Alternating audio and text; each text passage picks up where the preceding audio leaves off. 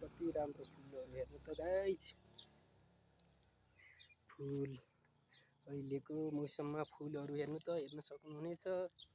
राम्रो फुल फुलिराखेको छ। फुल पाराखी कतिजना हुनुहुन्छ। यसरी चाहिँ फुल यहाँनिर पनि गमलामा फुल फुलिराखेको छ।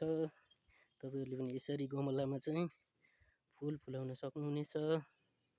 यसरी बस्तामा यसरी फुल चाहिँ लगाएर तपाईहरुले पनि घरको अगाडि सजाउन सक्नुहुनेछ। फुलको बिउहरू चाहिएमा सम्पर्क गर्न सक्नुहुनेछ गाइज।